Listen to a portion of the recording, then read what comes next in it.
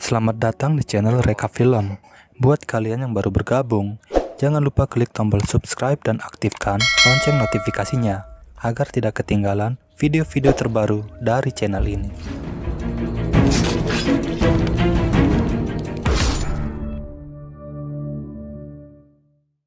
Terlihat beberapa orang pria sedang memacu kudanya dengan buru-buru.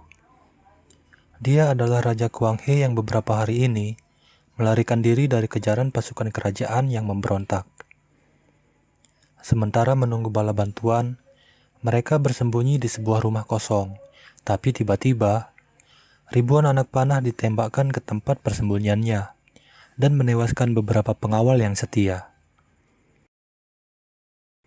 Taeyul yang selamat dari hujan panah, kemudian dengan gagah berani menghadapi para pemberontak sendirian.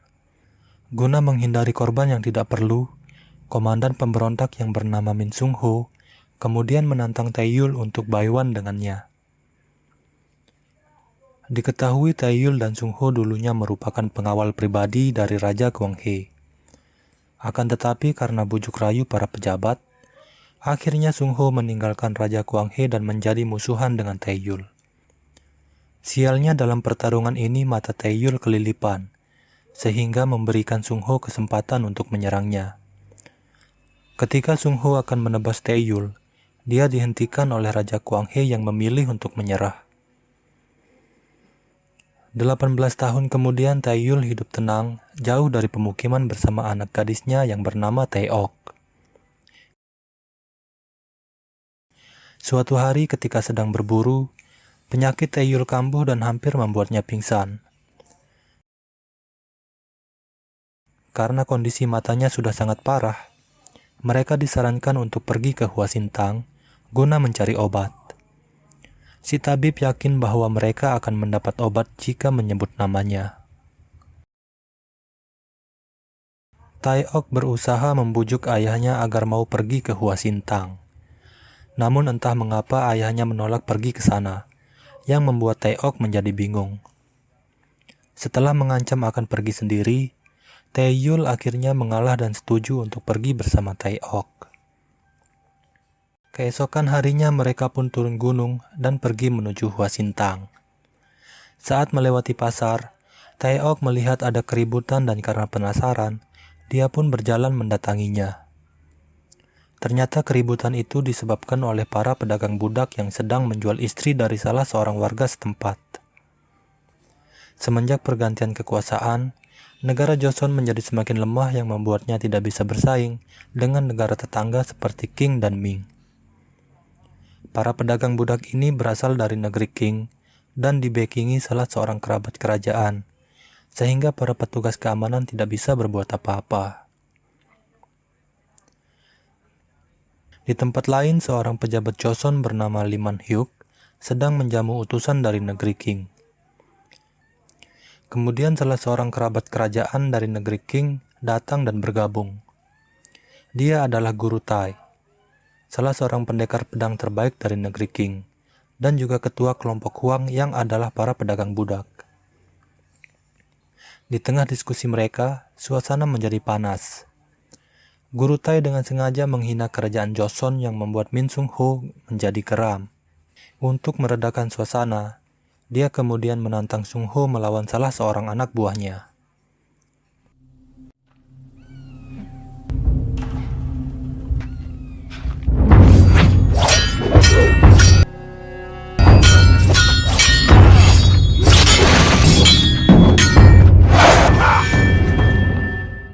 Duel dihentikan ketika pedang Sung Ho hampir menusuk leher lawannya.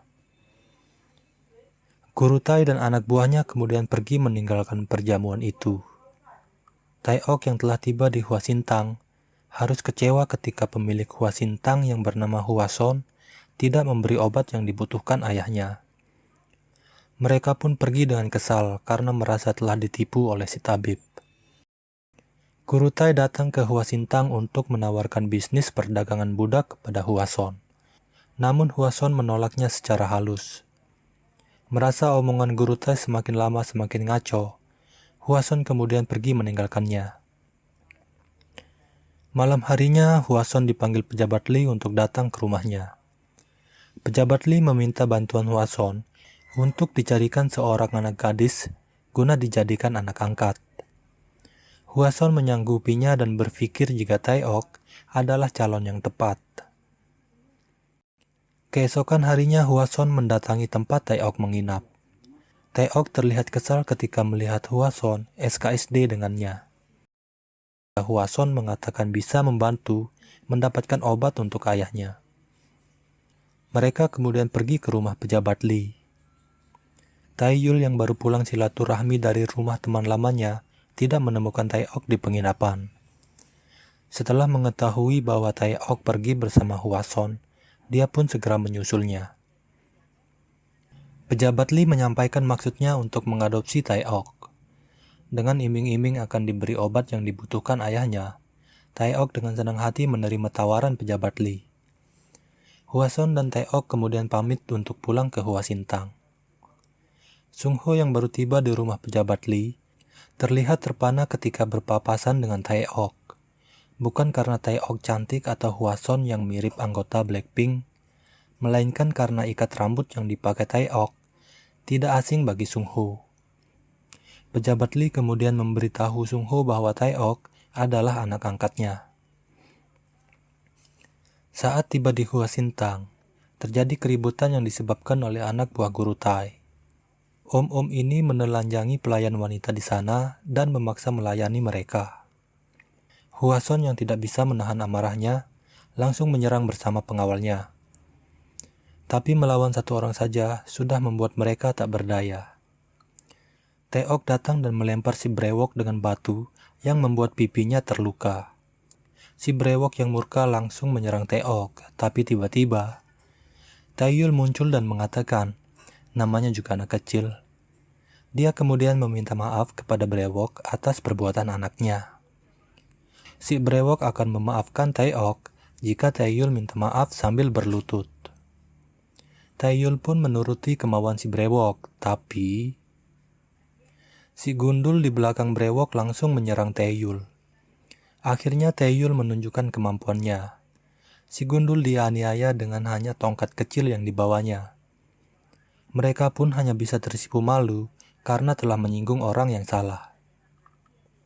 Di kejauhan, Sungho yang melihat kemunculan Taeyul kemungkinan sudah bisa menyimpulkan siapa sebenarnya Taeok. Di malam hari, Taeyul kemudian menceritakan kebenaran tentang Taeok yang ternyata bukanlah anaknya. Taeok adalah putri dari Raja Kwanghe yang dulu dikudeta oleh para pejabatnya yang haus akan kekuasaan. Dan Taeyul adalah pengawal yang dipercayakan untuk merawatnya. Taeok yang tidak ingin lagi menjadi beban bagi Taeyul, akhirnya diam-diam pergi meninggalkan Taeyul menuju rumah pejabat Li. Tapi, ternyata keputusannya ini adalah awal dari bencana bagi dirinya. Keesokan paginya, anak buah guru Tai menceritakan bahwa mereka telah dikalahkan oleh seorang pendekar misterius yang sangat hebat. Guru Tai yang penasaran langsung mengirim pasukan terbaiknya untuk menemukan pendekar misterius itu. Selanjutnya dia menugaskan si brewok dan kawan-kawan untuk mengundang Sungho ke tempatnya. Guru Tai tertarik dengan kemampuan pedang Sungho dan ingin agar Sungho bisa bergabung menjadi pengikutnya. Dia pun menawarkan harta, tahta, wanita bagi Sungho. Tapi Sungho yang setia pada tanah air beta menolak tawaran Guru Tai dan langsung pergi dari sana. Sebenarnya Sungho sangat kecewa dengan pemerintahan yang sekarang. Para pejabat terlalu mementingkan diri sendiri dan tidak memperdulikan rakyatnya. Lebih parah lagi, dana bansos pun mereka korupsi yang notabene-nya diperuntukkan bagi rakyat miskin dan kurang mampu. Sungho sangat menyesal telah membantu menggulingkan Raja Kwanghe. Dia pun memutuskan pensiun dari pemerintahan dan menjalani hidup apa adanya. Di tempat lain, Taeyul yang tidak mendapati Taeok di penginapan memutuskan untuk mencarinya. Saat melewati hutan, pasukan yang dikirim Guru Tai menyergap dan menyerangnya. Taeyul yang sedang buru-buru, tanpa basa-basi langsung membantai mereka. Utusan dari negeri Qing mendatangi Guru Tai dan memperlihatkan surat yang dikirim oleh pejabat Li.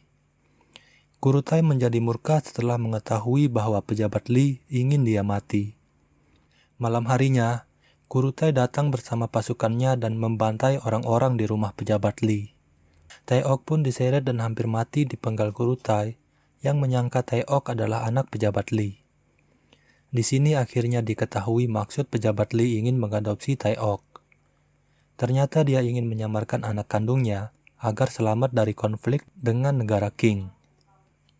Beruntung si brewok yang mengenali Taeok menghentikan Kurutai dan mengatakan bahwa Taeok adalah putri pendekar misterius itu.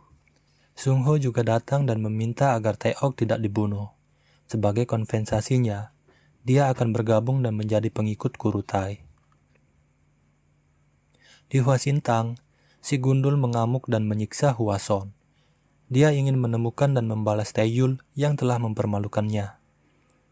Tidak lama kemudian Taeyul muncul dan langsung menghabisi si Gundul tanpa perlawanan. Taeyul datang untuk mencari Taeok yang kemudian langsung diajak Hwason pergi ke rumah pejabat Li.